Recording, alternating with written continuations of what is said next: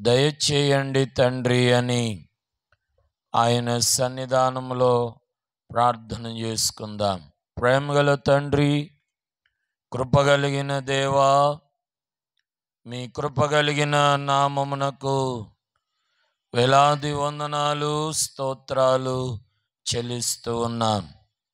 ప్రభువా, గడచిన ధ్యాన దినాలన్నిటిలలో మీరు మమ్మలను ఎంతగానో బలపరుస్తూ, ప్రభువా, మీ కృపలో సమస్తమైన క్షేమం మీరు మాకు అనుగ్రహిస్తూ ఉన్నందు కొరకై వందనాలు చెల్లిస్తూ ఉన్నాం.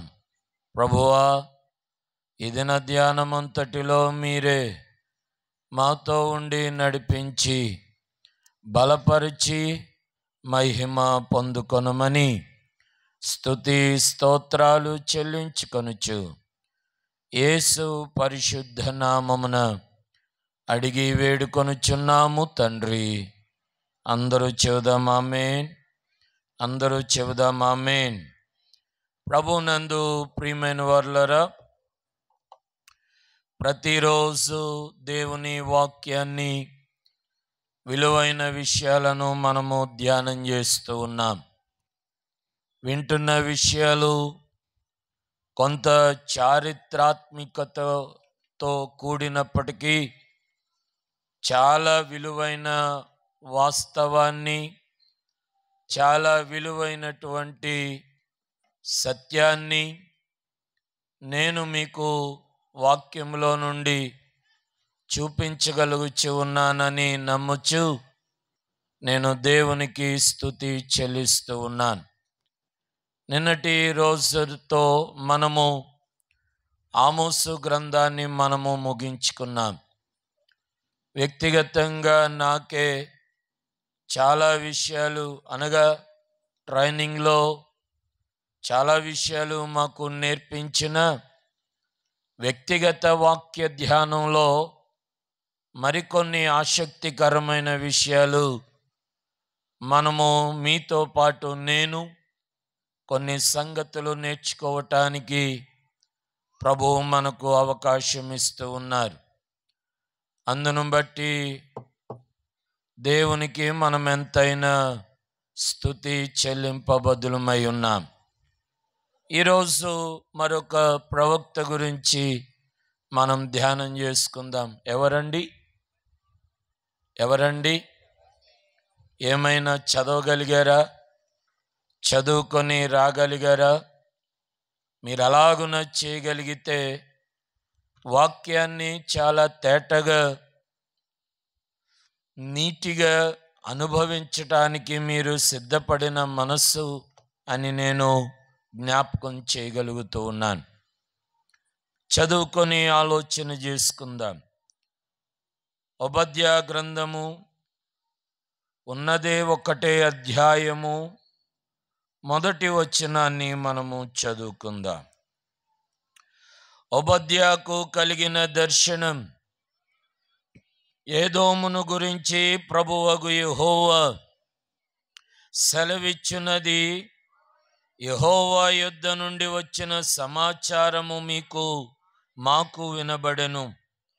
ఏదోము మీద యుద్ధము చేయుదములెండని జనులను రేపుటకై దూత పంపబడి ఉన్నాడు. నేను అన్యజనులలో నిన్ను అల్పునిగా చేసి తిని, నీవు బహుగా తృణీకరింపబడుదువు.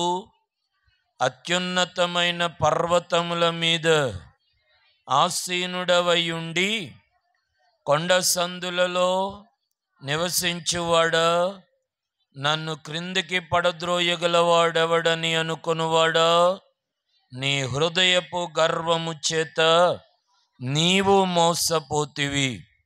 పక్షిరాజు గూడంత ఎత్తైన నివాసము చేసుకొని నక్షత్రములలో నీవు దాన్ని కట్టినను అచ్చట నుండి నేను నిన్ను క్రింద పడవేతును.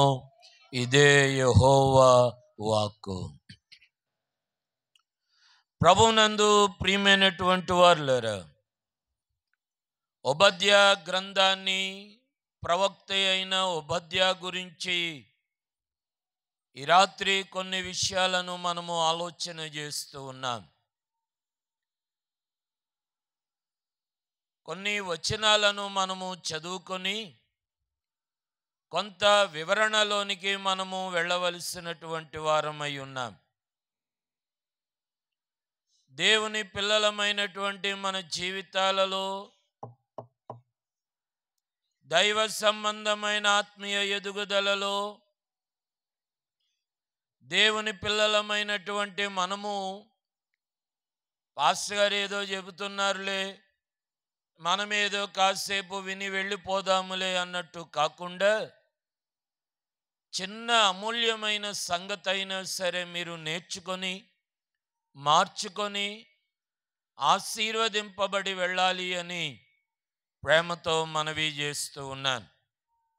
గమనించండి ప్రియమైన వారులారా, ఓబద్యా గ్రంథాన్ని మనం ధ్యానం చేస్తున్నప్పుడు లేదా మీరు చదివిన లేదా ఓబద్యా గురించి మిగతా గ్రంథాలలో చదివిన ఆయన ప్రవక్త అనేటువంటి ప్రస్తావన మనకెక్కడ కూడా కనపడదు. మరి ప్రవక్త అని మీరు ఎలా చెప్పగలరండి? ప్రవక్త అని బైబిల్లో మీరు ప్రస్తావన చూపకుండా చెప్పకుండా మీరు ఎలాగున ఈ యొక్క ఓబద్యాను ప్రవక్త అని మీరు చెప్పగలరండి అని ప్రశ్నిస్తే బైబిల్ గ్రంథంలో నుండే మీకు చక్కని సమాధానం ఇస్తాను. ఒక దూత దేవుడు జనులను రేపుటకై దూతను పంపియున్నాడు. ఈ మాటను మీరు గమనించండి ప్రియమైన వారులారా. ఓబద్యా ప్రవక్త అని ఎక్కడ కూడా మనము ప్రస్తావించము, కానీ ఈ విషయాన్ని మీరు అర్థం చేసుకుంటే సరిపోతుంది. ఏమిటి అనంటే, నెహెమ్యా గ్రంథ ప్రారంభం ఇశ్రాయేలీలందరూ చెరపట్టబడినటువంటి వారి నుండి లేదా ఇశ్రాయేలీలు యూదా ప్రజలు యెరూషలేము నుండి చెరపట్టబడుతూ ఉన్నప్పుడు లేదా చెరలోనికి తీసుకొని వెళ్ళిపోతూ ఉన్నప్పుడు నెహెమ్యా గ్రంథము నుండి మలాకీ గ్రంథం వరకు ఉన్నటువంటి చాలామంది భక్తులలో అనగా యెషయా, ఇర్మియా, యెహెజ్కేలు, దానియేలు ఇలాంటి పెద్ద పెద్ద ప్రవక్తలు చెరపట్టబడినటువంటి ఇశ్రాయేలీలను మరలా రప్పించడానికి దేవుడు ఈ ప్రవక్తలను వాడుకున్నాడు. యూదా ప్రజలను మరలా రప్పించడానికి లేదా చెదిరిపోయిన వారిని మరలా రప్పించడానికి, చెదిరిపోయిన విశ్వాసులను మరలా ఆయన చేరదీయటానికి ఆయన పెద్ద ప్రవక్తలను ఎలాగైతే పంపించారో అలాగే చిన్న ప్రవక్తలను పంపించిన రీతిని కూడా మనము చూస్తూ ఉన్నాం. చిన్న ప్రవక్తలు 12 మంది అయితే 12 మందిలో మనం ధ్యానం చేసుకున్నటువంటిది హోషేయ, యోవేలు, ఆమోసు, ఈ ఓబద్యా 4వ వాడిగా ఉంటూ ఉన్నాడు. మనం అర్థం చేసుకోవలసిన మాట ఏమిటి అనంటే, ఓబద్యా ప్రవక్తగా ఎక్కడ కూడా ప్రస్తావన చేయలేకపోయినా చెరపట్టబడినటువంటి వారిని మరలా తిరిగి రప్పించేటువంటి ప్రయత్నంలో దేవుడు ఏ సేవకులనైతే వాడుకున్నాడో సేవకులను వాడుకున్న ప్రతి సేవకుడు కూడా ఒక ప్రవక్తగానే ఉన్నాడు. ఇది గమనించాలి. ఒకవేళ ఓబద్యా ప్రవక్త అని మనం ప్రస్తావన ఎక్కడ చదవకపోయవచ్చు, కానీ దేవుడు నాకు దర్శనమిచ్చాడు, దేవుడు నాకు సెలవిచ్చాడు, ఇదిగో ఆయన నాకు సెలవిచ్చిన మాట ఇదిగో నేను మీకు తెలియజేయుచున్నాను అనేటువంటి ఈ ప్రస్తావన మనం వింటూ ఉన్నప్పుడు ఓబద్యాను దేవుడు చెరపట్టబడిన వారిని తిరిగి రప్పించే ప్రయత్నంలో దేవుడు ప్రవక్త అయిన ఓబద్యాను ఒక ప్రవక్తగా వాడుకోవటం మనం గమనించాలి. ఈ రాత్రి మాటలు వింటున్న మిమ్మలను ప్రేమతో మనవి చేస్తూ ఉన్నాను. దేవుని పిల్లలమైన మనందరి జీవితాలలో చెరపట్టబడిన వారిని విడిపించడానికి దేవుడు ఎవరినైతే ఆయన వాడుకున్నారో వాడుకున్నటువంటి వారందరూ కూడా ప్రవక్తలనుగానే దేవుడు పిలుచుకున్నాడు. అందులో ఏమండి, మనం చదువుకున్న హోషేయ గ్రంథము నుండి కూడా మలాకీ గ్రంథం వరకు ఉన్నటువంటి గ్రంథాలన్నిటిలలో ఒకవేళ వారిని ప్రవక్తగా ఎక్కడైనా ప్రస్తావించకపోయినా వారు మాత్రం చెప్పరేమండి, వారు మాత్రం చెప్పండి, వారు మాత్రం ప్రవక్తలే. ఈ రాత్రి మాటలు వింటున్న మిమ్మలను ప్రేమతో మనవి చేస్తున్నాను. ఈ రాత్రి ప్రవక్తను గురించినటువంటి ఓబద్యా ప్రవక్తను గురించినటువంటి ప్రస్తావన బైబిల్ గ్రంథంలో నుండి మనము కొన్ని విషయాలు మనము నేర్చుకుందాం. చూడండి ప్రియమైన వారులారా, దినవృత్తాంతాలు మొదటి గ్రంథం 3వ అధ్యాయం 21వ వచనాన్ని మనం చదువుతూ ఉన్నప్పుడు అక్కడ ఒక విషయాన్ని మనం నేర్చుకోగలుగుతూ ఉంటాం. దినవృత్తాంతాలు మొదటి గ్రంథం 3వ అధ్యాయం 21వ వచనాన్ని చదువుతున్నాం. హనన్యా కుమారులు పెలట్యా, యెషయా, రెఫాయా కుమారులను, అర్నాను కుమారులను, ఓబద్యా కుమారులను, షెకన్యా కుమారులను. ఎవరు వీళ్ళందరూ అనంటే 3వ అధ్యాయం ప్రారంభ వచనమును చదువుతూ ఉన్నాం. దావీదునకు హెబ్రోనులో పుట్టిన కుమారులు ఎవరనగా అనే ప్రస్తావన అక్కడ చాలా చక్కని వివరణ కనబడుతూ ఉంది. ప్రియమైన వారులారా, మనం గమనించవలసినది, దేవుడు ఒక చక్కని జీవితాన్ని లేదా ఒక చక్కని వివరణ, ఏదో ఒక పుట్టుపూర్వత్వం కలిగిన ప్రవక్తలనే దేవుడు వాడుకున్నారు అనే విషయాన్ని మనం గమనించాలి. అందుకనే ఓబద్యా ఎక్కడ నుండి తీయబడిన వాడు లేదా ఎక్కడ నుండి ఆయన పుట్టుపూర్వత్రాలు ఉన్నాయి అనంటే హెబ్రోను అనేటువంటి మహాపట్టణములోను ఆయన దావీదు సంతానములో పుట్టినటువంటి వాడుగా మనం ఇక్కడ ప్రస్తావన చూడగలుగుతూ ఉన్నాం. అలాగునే చూడండి, మరొక వచనాన్ని మనం చదువుకుందాం. దినవృత్తాంతాలు మొదటి గ్రంథం 12వ అధ్యాయం కొన్ని వచనాలు నేను వరుసగా చెప్పనివ్వండి. ఆ తరువాత కొంత ఆత్మీయ సత్యాన్ని నేను మీకు నేర్పించడానికి ప్రయత్నం చేస్తాను. దినవృత్తాంతాలు మొదటి గ్రంథం 12వ అధ్యాయం 9-10 వచనాలను మనం చదువుకుందాం. వారెవరనగా మొదటివాడు ఏజేరు, రెండవ వాడు ఓబద్యా, మూడవ వాడు ఏలియాబు, నాలుగవ వాడు దుష్మన్న, ఐదవ వాడు ఇర్మియా, ఆరవ వాడు అత్తయి, ఏడవ వాడు ఏలియేలు. వినండి, ఎవరు ఈ ప్రస్తావనలో లేదా ఇక్కడ చదువుకున్న మాటల్లో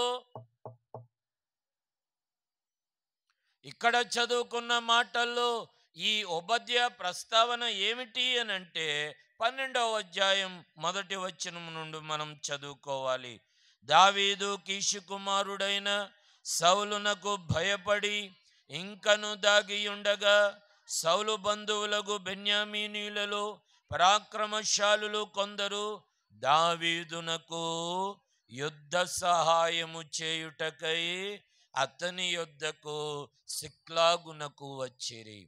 దావీదునకు యుద్ధములో సహాయము చేయుటానికి వచ్చినటువంటి వారిలో ఈ ఓబద్యా అనేటువంటి వ్యక్తి ఒక్కడు అని మనము ఆలోచన చేస్తున్నాం.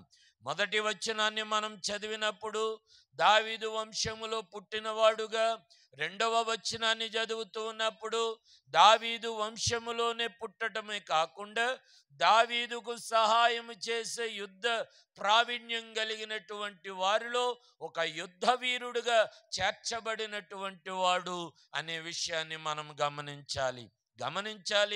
ప్రియమైన వారులారా, ఎందుకు ఈ విషయాన్ని నేను జ్ఞాపకం చేస్తున్నానంటే, ఇశ్రాయేలీలైన వాళ్ళు కానీ యూదా ప్రజలైన వాళ్ళు కానీ 13 చెప్పండి ఏ సంవత్సరంలో 13వ సంవత్సరం వచ్చేసరికి వారికి యుద్ధానికి నేర్పించడానికి వారు వెళుతూ ఉండేవారు.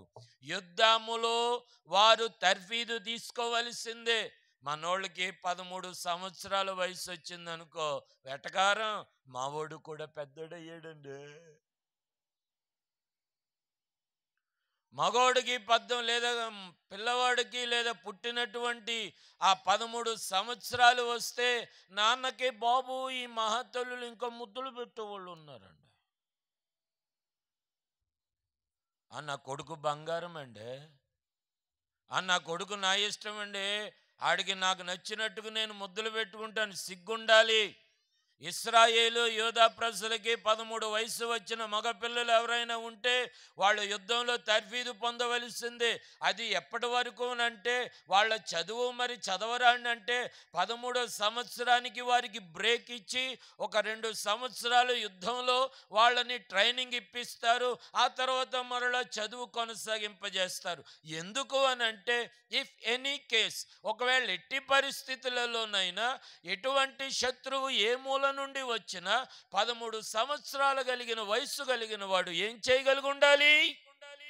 యుద్ధం చేయగలిగి ఉండాలి. మనోళ్ళకి మావాడు ఇంకా బాబు అండి, చిన్నోడు, కూసు, పండు, బుజ్జి.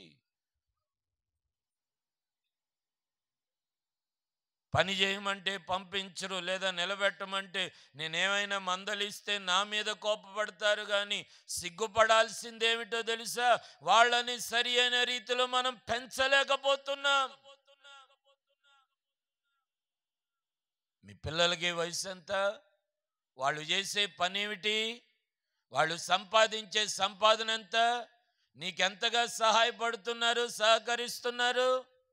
ప్రియమైన వారులారా, ఈరోజు నేను జ్ఞాపకం చేస్తూ ఉన్నాను. ఏమండి, ఓబద్యా యుద్ధములో దావీదుకు సహాయము చేయటానికి, యుద్ధములో సహాయం చేయటానికి ఈ ఓబద్యా ఎలాంటి వాడో తెలుసా? చదువుతారా ప్రియమైన వారులారా? కుడి ఎడమల వాటము ఖడ్గము ఉపయోగించగలిగిన సామర్థ్యం అట. చదవండి 2వ వచనం. వీలు కాండ్రయి కుడి ఎడమ చేతులతో వడిసెల చేత రాళ్ళు రువ్వుటకును, వింటి చేత అంబులు విరుచుటకును, ఏమండే, వింటి చేత అంబులు విడుచుటకును సమర్థులైన వారు. నీ పిల్లలు దేనికి సమర్థులుగా ఉన్నారు? నీ పిల్లలు దేనికి సమర్థులుగా ఉన్నారు? లేచినప్పటి నుండి మొబైల్ పట్టుకోవటంలో మనమేం చేస్తాం? ఒరే తీరా మొబైల్ పక్కన పెట్టరా, మాకు పక్కన పెట్టరా, పక్కన ఎంతకాలం బతులాడుతూ తీసి బద్దలు కొట్టు. ఏంటి తీసి పడేయండి, కావాలంటే అప్పుడు చెప్పండి. నువ్వు అస్తమాను ఫోన్ చూస్తున్నావు కాబట్టి నేనే పగలగొట్టాను, నీకు కావాలంటే డబ్బులు నువ్వే సంపాదించుకొని నువ్వే కొనుక్కో. కష్టపడటం అలవాటు చేసుకుంటాడు, ఆ కారణంగానైనా సంపాదన అనేటువంటిది అలవాటు అవుతుంది. ఆ కారణంగానైనా నేను పని చేసుకోవాలి, నా సంపాదన నేను చూసుకోవాలి అనే ఆలోచన అయినా కలుగుతుంది. ఆ కారణంగానైనా ఓబద్యా యుద్ధములో సహాయము చేయటానికి నియమింపబడినవాడు. ఆ క్రింద మనం చదువుతున్నాము కదా, ఓబద్యా తరువాత ఓబద్యా 8:12 వచనంలో 8వ వాడు యోహానాను, 9వ వాడు ఎల్జాబాబు. 10వ వచనం చదువుకుందాం. మొదటివాడు యేసెరు, 2వ వాడు ఓబద్యా, 3వ వాడు ఏలియాబు, 4వ వాడు దుష్మన్న, 5వ వాడు యిర్మియా. మరొక అంటే నేను చరిత్ర పుస్తకాలు చదివి మాత్రమే మీతో చెబుతూ ఉన్నాను. మరొక వివరణ ఓబద్యా గురించి ఏమిటి అంటే, పెద్ద ప్రవక్తలలో యిర్మియా పెద్ద ప్రవక్త అయినప్పటికీ పెద్ద ప్రవక్త యిర్మియా కంటే ముందు ఉన్నటువంటి వాడు ఈ ఓబద్యా. యిర్మియా కంటే ముందుగా లేదా యిర్మియా కంటే ముందు జన్మించిన వాడు అని చరిత్రలో వివరంగా వ్రాయబడినటువంటిది. వినండి ప్రియమైన వారులారా, దావీదు సంతానములో పుట్టి దావీదు సైన్యములోనే చేరి దావీదుకి సమర్థులైన వారిలో నిలువబడి, మూడవదిగా ప్రియమైన వారులారా, పెద్ద ప్రవక్తలైన యిర్మియా కంటే ముందున్నటువంటి వాని జాబితాలో చేర్చబడినటువంటి వాడుగా 4వ మాట ఏమిటో తెలుసా? దినవృత్తాంతాలు 2వ గ్రంథం 34వ అధ్యాయం 34వ అధ్యాయం 12వ వచనాన్ని చదివితే అక్కడ ఓబద్య గురించి మరో మాట మనం చదవగలుగుతున్నాం. 12వ వచనంలో, ఆ మనుషులు ఆ పనిని నమ్మకముగా చేసిరి. వారి మీద పై విచారణకర్తలు ఎవరనగా మెరారీయులైన లేవీయులకు యాహాతు, ఓబద్య అనువారు. ఏమండి, ఈ మాట గమనించారా? దేవుని పని విషయములో, దేవుని మందిరం నిర్మాణ విషయములో, దేవుని యొక్క నివాసము కట్టే విషయములో పై విచారణకర్తలైన వారిలలో లేవీయులైనటువంటి యాహాతు, ఓబద్య అనగా లేవీయులైనటువంటి వారిలో ఏర్పరచబడినటువంటి వాడు ఈ ఓబద్య. 4 విషయాలు జ్ఞాపకం చేశాను. తర్వాత ఒక ప్రశ్న, మీకు ఆశ్చర్యాన్ని కలిగించే ప్రశ్న నేను వేయబోతూ ఉన్నాను. 4 విషయాలు ఏమిటో తెలుసా? దావీదు సంతానములో పుట్టినవాడు ఓబద్య. దావీదు సైన్యములో కుడి ఎడమ చేతి వాటము కలిగినటువంటి వాడు ఓబద్య. యుద్ధ ప్రావీణ్యములో సహకరించినటువంటి నిలబడినటువంటి వాడు ఓబద్య. అలాగునే ప్రియమైన వారులారా, యిర్మీయా కంటే ముందున్నటువంటి ఒక వ్యక్తిగా ప్రాముఖ్యత కలిగిన వాడుగా, 4వదిగా లేవీయులలో మందిర నిర్మాణము కొరకు నియమింపబడిన యాజకులలో, లేవీయులలో నియమింపబడిన వాడు. ఇప్పుడు ప్రశ్న ఏంటో తెలుసా? ప్రవక్త గ్రంథాలలో ఉన్నటువంటి ఓబద్య ఒక్కడేనా? ఈ ఓబద్య కూడా ఒక్కడేనా? ప్రవక్త గ్రంథాలలో ఉన్న ఓబద్య అలాగే మనం ఇప్పుడు ఈ 4 పాయింట్లు చెప్పుకున్న ఈ ఓబద్య ఒక్కడేనా? మరి ఆయన ప్రవక్తని మనం అక్కడ చదువుతూ ఉంటే ఆ ప్రస్తావన ఇక్కడ ఒక్కసారి కూడా మనకెందుకు కనపడలేదు? ఈ మాటకు చక్కని సమాధానాన్ని ఈ రాత్రి మీరు జాగ్రత్తగా గమనించాలి ప్రియమైన వారులారా.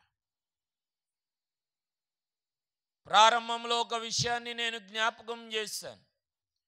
దేవుడు ఇశ్రాయేలీలైన వారిని, చెరపట్టబడిన వారిని తిరిగి తీసుకొచ్చే ప్రయత్నంలో ఆయన ఎవరినైతే పంపారో వారందరూ కూడా ప్రవక్తలుగానే గావించబడ్డారు.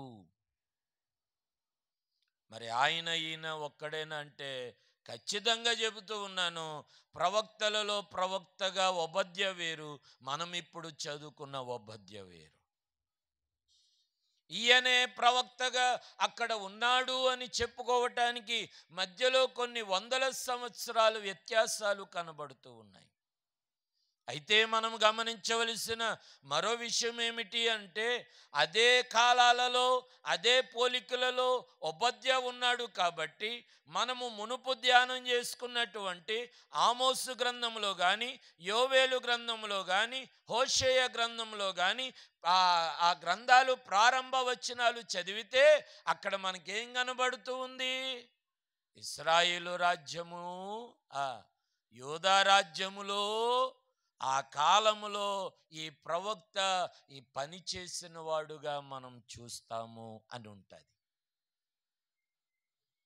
ఒక మాటగా నేను చెబుతూ ఉన్నాను, ఓబద్య కూడా ఆ కాలంలో ప్రస్తావనలో ఉన్నవాడే. ఎందుకంటే మనం చదువుకున్నటువంటి వచనాలు చదివినప్పుడు ఆ వచనాలలో, ఆ కాలాలలో, ఆ చరిత్రలో ఉన్నటువంటి వ్యక్తిగానే ప్రస్తావించబడి ఉన్నాడు గనుక ప్రియమైన వారులారా, ఒకటి కాకపోవచ్చు కానీ, ఒకటే లేదా ఓబద్య ఈ ఓబద్య ఒకటి కాకపోవచ్చు కానీ, నేను ఎందుకు చెప్పానో తెలుసా? ఓబద్య పేరు వాడబడింది గనుక ఆ ఓబద్యను, ప్రవక్తలలో ఓబద్యను దేవుడు కోరుకోవటానికి ఈ పోలికలు ఉండవచ్చు అని చెబుతూ ఉన్నాడు. ఈ మాట మీకు అర్థమైందా? ఈ మాట మీరు గమనించగలిగారా?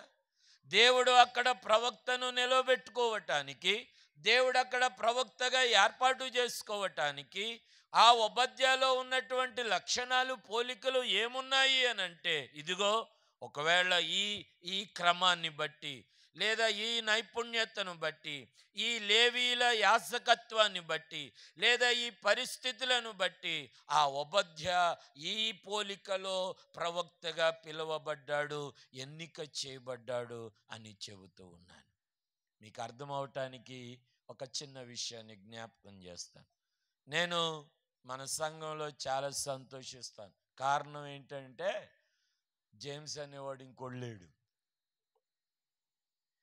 జేమ్స్ అనేవాడు ఇంకోడే ఉన్నాడు అనుకో, మనోడికి కొంత అలవాటు ఉందనుకోండి. మన సంఘం చెప్తున్నా, మన మందిరంలో జేమ్స్ అనే పేరున్నవారు ఇంకొకరు లేరు. ఒకవేళ ఉంటే ఆయనకి అలవాటు ఉందనుకోండి, లేదా చిన్న చిన్న వ్యసనాలు అలవాటు ఉందనుకోండి, ఇప్పుడు ఏమవుతారు? ఏ జేమ్స్ గురించి చెప్తున్నావు? మందు తాగే జేమ్సా? వాక్యం చెప్పే జేమ్సా? లేదా ఏ పని కూలి పని చేసుకునే జేమ్సా? లేదంటే దేవుని పని చేసే జేమ్సా? మీకు అర్థమైందా? ఇప్పుడు పేరు ఒకటే కావచ్చు కానీ జీవితాలు వేరవుతాయి. ఒకవేళ జీవితాలు వేరవచ్చేమో కానీ ప్రియమైన వాళ్ళారా, సంకల్పము కూడా ఒకటి కావచ్చు. అందుకనే ఉపాధ్యాయులు పేరు వేరు కావచ్చు, లేదా పర్సన్స్ వేరు కావచ్చు, కానీ దేవుని సంకల్పం మాత్రము ఒక్కటే. మనం చదువుకున్న ఉపాధ్య దేవుని సేవలో సైన్యములో నిలబడిన వాడుగా ఉన్నాడు గనుక ప్రవక్త అయినటువంటి ఓబద్యాను దేవుడు ప్రవక్తగా చెరపట్టబడిన వారిని తీసుకుని రావటానికి ఆయన ఏర్పాటు చేసుకున్నాడు గనుక ఈ పోలిక అయి ఉంటుంది అని నేను చెప్తూ ఉన్నాను. ఈ పోలికను బట్టి దేవుడు ఆ ఓబద్యాను ఒక ప్రవక్తగా ఏర్పాటు చేసుకున్నాడు.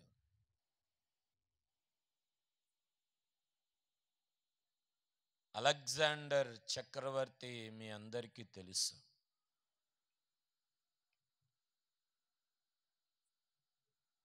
అలెగ్జాండర్ దగ్గరికి ఒక తండ్రి కొడుకుని తీసుకొచ్చాడట. అయ్యా, మీరు మహాచక్రవర్తి, వీడేమో నా మాట వినటం లేదు, అంత దొంగ పని దొంగతనాలు చేసి నా పేరు పాడు చేస్తున్నాడు అని ఆ తండ్రి ఆ కొడుకుని ఆ అలెగ్జాండర్ చక్రవర్తి దగ్గర పెట్టేసి వెళ్ళాడట. చక్రవర్తి ఆడిని పిలిచి ఏమడుగుతారు? మొదటిగా, ఒరేయ్ నీ పేరేంట్రా అని అన్నాడు. చక్రవర్తి నీ పేరేంట్రా అని అడిగేసరికి వాడు అన్నాడట, అలెగ్జాండర్ అన్నాడు. అలెగ్జాండర్ ఏమో ఎవరక్కడ? మహాచక్రవర్తి. ఇక్కడ నిలబడిన కుర్రోడు పేరు అలెగ్జాండరే, కానీ వాడు ఏం చేస్తున్నాడు? రాజు లేదా అలెగ్జాండర్ చక్రవర్తి అన్నాడట, నీ పేరైనా మార్చుకో, నీ బ్రతుకైనా మార్చుకో. అలెగ్జాండర్గా చెప్పుకొని నేను ఇక్కడ మహాచక్రవర్తిగా ఉండి కొన్ని రాజ్యాలను నేను పరిపాలిస్తూ ఉంటే అదే పేరు పెట్టుకున్నటువంటి నీవు దొంగతనాలు చేస్తూ దొంగగా బ్రతుకుతావు. అది ఎలా సాధ్యం? నీ పేరైనా మార్చుకో, నీ బ్రతుకైనా మార్చుకో. ప్రియమైన వాళ్ళారా, ఇక్కడ పేరు ఒకటే కావచ్చు, కానీ జీవితాల పోలికలను మనం చూచినప్పుడు దేవుని ప్రవక్తగా నిలబెట్టడానికి ఒక లేవి కుటుంబంలో యాజకత్వములో నుండి దావీదు సంతానము గాను సైన్యములో నిలబడటానికి గాను ఒక ప్రవక్తకు ముందు పెద్ద వయస్సు కలిగిన వ్యక్తిగాను ఒక పరిచారకుడుగాను ఉన్నాడు. అందుకనే ఆశ్చర్యమైన నా చివరి మాట ఏమిటో తెలుసా? ఓబద్య అనే పేరుకు అర్థము యెహోవా సేవకుడు లేదా దేవుని సేవకుడు. ఇప్పుడు అర్థమయ్యింది కదా ఓబద్యాను దేవుడు ఎందుకు ప్రవక్తగా నిలవబెట్టుకున్నాడో, ఓబద్యాను దేవుడు ఎందుకు ప్రవక్తగా ప్రియమైనటువంటి వాళ్ళరా అలవర్చాడు. బైబిల్ గ్రంథంలో ఇంకో విశేషం ఉంది ప్రియమైన వాళ్ళరా. బైబిల్ గ్రంథంలో ఇంకొక విశేషం ఉంది. ఏమిటో తెలుసా? అబ్రాహాము ఒక్కడే, మరో చోట ఎక్కడ ప్రస్తావించలే. మోషే ఒక్కడే, మరో చోట ఎక్కడ ప్రస్తావించలే. సమూయేలు ఒక్కడే, మరో చోట ఎక్కడ ప్రస్తావించలే. ప్రియమైన వారులారా, ఈరోజు యాకోబు ఉన్నాడు, పాత నిబంధన యాకోబు ఉన్నాడు, క్రొత్త నిబంధన యాకోబు ఉన్నాడు. నేను ఎందుకు ఈ క్లారిఫికేషన్ ఇస్తూ ఉన్నానంటే, ప్రియమైన వారులారా, ఓబద్యా పేరు ఒక్కటే కావచ్చు, జీవితాలలో ఉన్న పోలికలను బట్టి కూడా దేవుడు చాలా చక్కగా దేవుడు ఓబద్యాను ప్రవక్తగా నిలవబెట్టుకున్నాడు. ఈరోజు నా మాటలు ముగిస్తున్నాను. ఏమండే, మీ మట్టుకి మీరు బాగానే చెప్పుకుంటూ వెళ్ళిపోయారే, మేము నేర్చుకునేది ఏముంది అని అంటారా? ఒక్క మాట మీరు నేర్చుకోగలిగితే సరిపోద్ది. ఏమిటో తెలుసా? పోలిక. ఆ ఓబద్యా ప్రవక్త అయిన ఓబద్యాను బట్టి, ఆ ఓబద్యా ప్రవక్త అయినటువంటి ఓబద్యా దేవుడు ప్రవక్తగా పిలుచుకున్నాడు అని అంటే, ఆయన జీవిత పోలిక మనము ప్రారంభంలో చదువుకున్నాం ఒక 5 విషయాలు. ఈ పోలికను బట్టి దేవుడు అక్కడ ప్రవక్త అయిన ఓబద్యాను దేవుడు ఏర్పాటు చేసుకున్నాడు అని కావచ్చు అని చెబుతూ ఉన్నాను. ఆ పోలిక మాత్రమే నేను మీకు జ్ఞాపకం చేశాను. వినండి ప్రియమైన వారులారా, ఇప్పుడు నీ పోలిక ఎవరు? ఎవరిని పోలి నీవు జీవిస్తూ ఉన్నావు? నీ విశ్వాసానికి ఎవరు నీ పోలిక? మా పాస్టర్ గారు నాకు ఇలాంటి ప్రార్థన నేర్పించారండి, నేను అలాంటి ప్రార్థనలోనే ఇప్పటికీ నేను కొనసాగుతున్నానండి.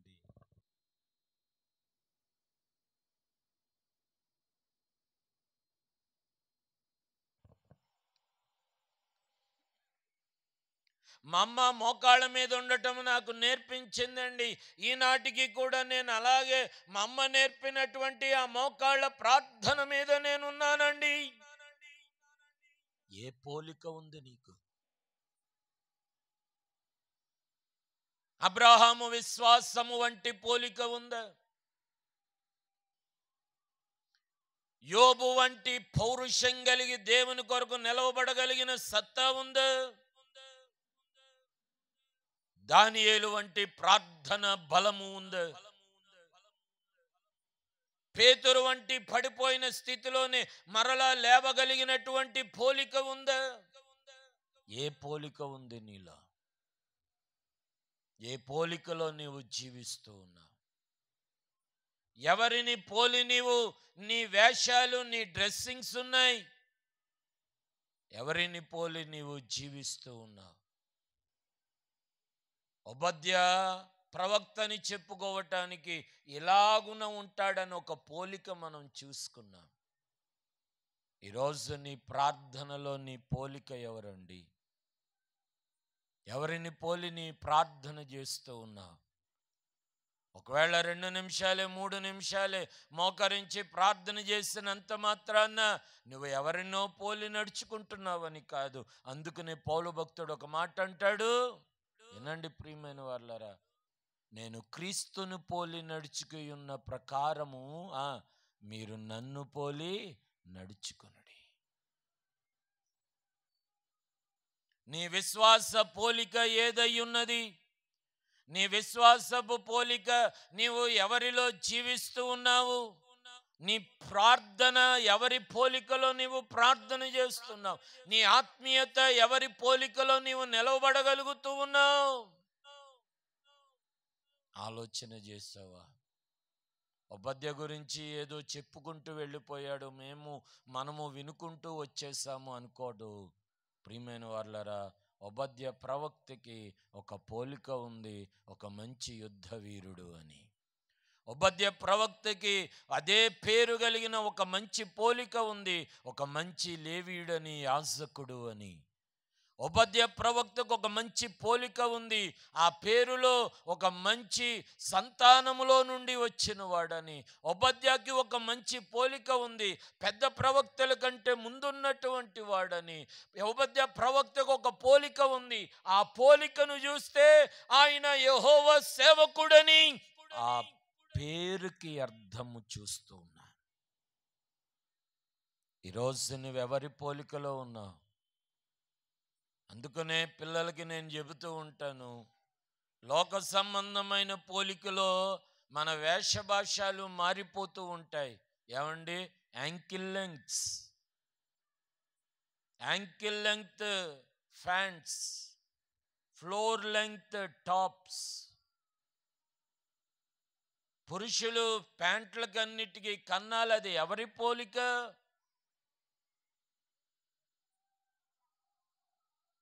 సిగ్గులేని వ్యవహారం అయిపోతూ ఉంది ఈ నేటి దినాలలో.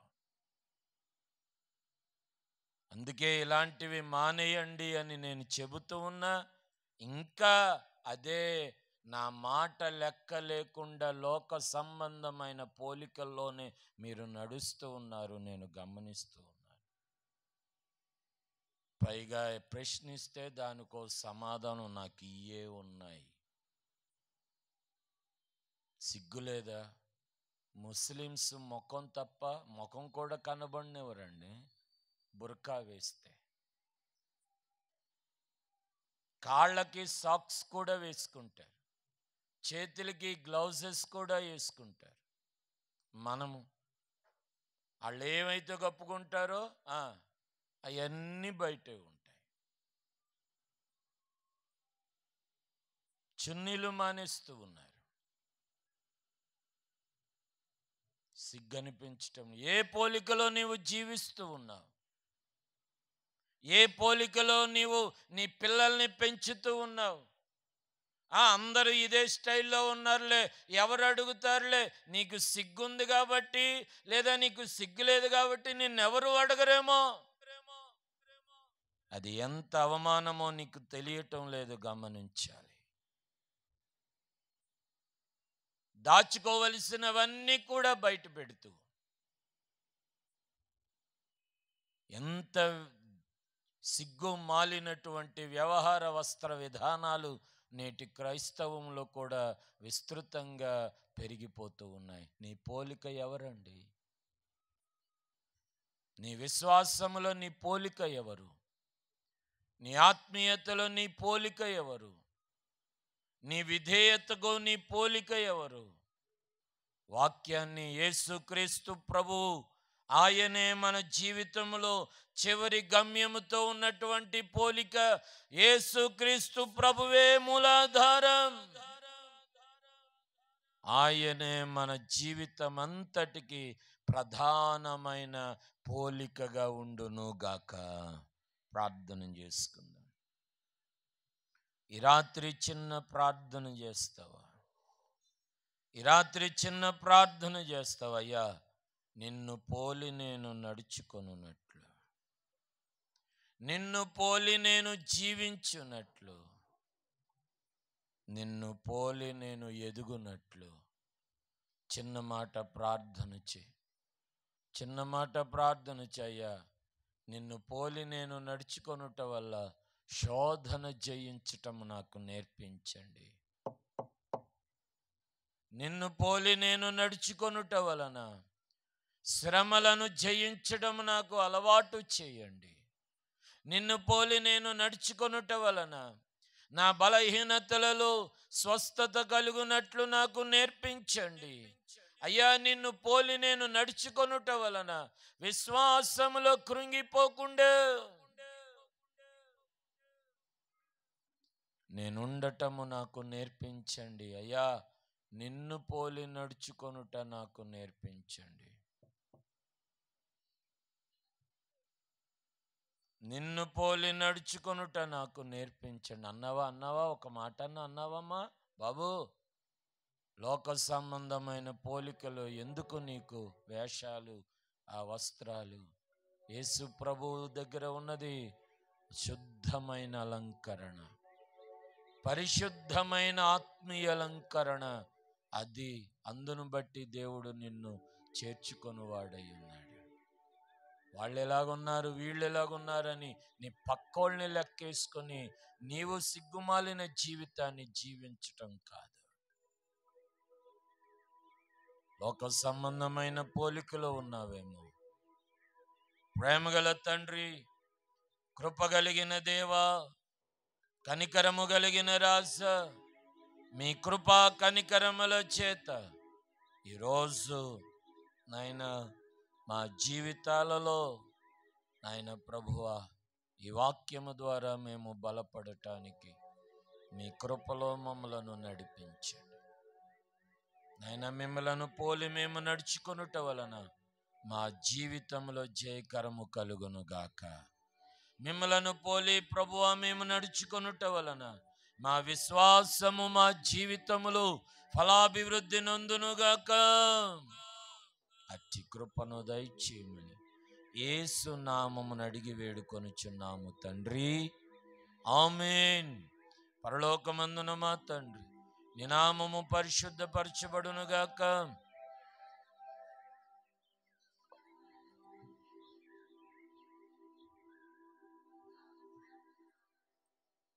మా ఎడల రుణస్థులను మేము క్షమించి ఉన్న ప్రకారం రుణము క్షమించు. మమ్మల్ని శోధనలోకి తేక కీడు నుంచి తప్పించుము. ఎందుకంటే రాజ్యము, బలము, మహిమయు నిరంతరము నీవై ఉన్నావు తండ్రి, ఆమేన్. పరమ తండ్రి అయిన దేవుని ప్రేమ, కుమారుడు రక్షకుడు యేసుక్రీస్తు ప్రభుని కృప, పరిశుద్ధాత్ముని అన్యోన్యమైన సహవాసం, సన్నిధి ఇప్పుడు ఎల్లప్పుడూ సదా మనందరికీ తోడయుండి నడిపించి కాపాడి ఆయన పోలికలో కొనసాగటానికి సహాయము చేయునుగాక. ఆమేన్.